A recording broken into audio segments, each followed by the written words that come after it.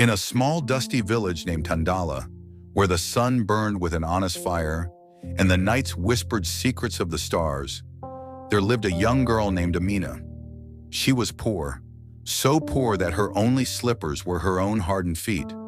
But what she lacked in gold, she carried in grace. What she missed in food, she filled with faith. Every morning, Amina walked miles to fetch water from a cracked old well. Her clothes were faded, her palms rough, yet her eyes shone like polished stones.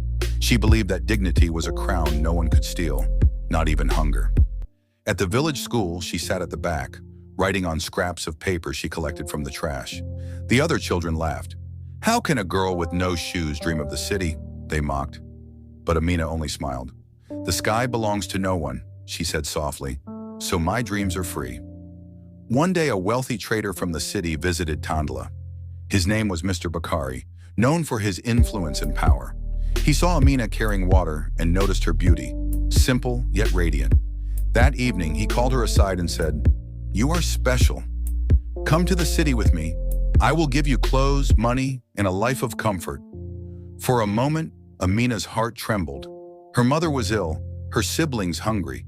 The thought of wealth felt like a doorway out of misery. But she looked at Mr. Bakari's eyes and saw not kindness, but greed. "Sir," she said calmly, "I may be poor, but I am not for sale." Mr. Bakari laughed bitterly. "You will remain nothing," he warned. "Then I will remain nothing with peace," she replied. Days turned into months and the dry season deepened. Amina worked harder, fetching water for elders, cleaning the schoolyard, and tutoring little children beneath a mango tree. Her honesty and courage began to touch hearts. The village chief, who often watched her quietly, saw in her the spirit of true strength. One evening, after a violent storm, the village school roof collapsed. The teacher announced that classes would stop indefinitely. Amina could have given up then, but she didn't. She gathered the children and said, "If the school has fallen, we shall learn under the sky. The clouds will be our roof." She taught them with sticks on the sand, using her little oil lamp at night. Her light became a symbol in the village. Some called it the clay lamp that never dies. Months later, a charity group from the city arrived to rebuild the school.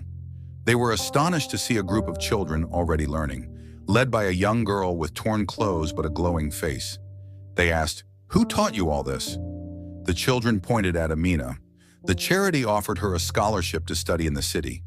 The same city where Mr. Bakari once promised her wealth in exchange for her dignity now opened its doors to her for her wisdom and integrity.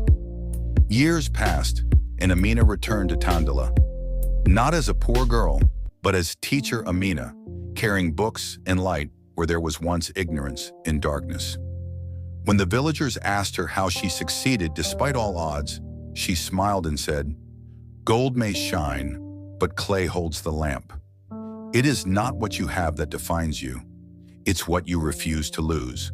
From that day on, the people of Tandala taught their daughters not only to dream, but to keep their integrity as their richest inheritance.